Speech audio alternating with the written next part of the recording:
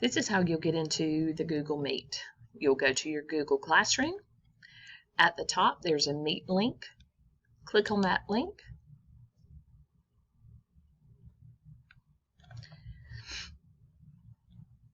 It'll start getting it ready, and it'll show who is there. And right now, there's no one else there, but yours may say that I'm there. You'll click Join Now.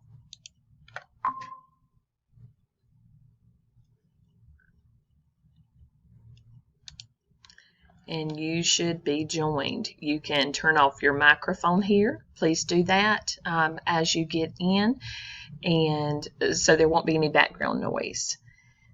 If you need to leave the call, you can use this.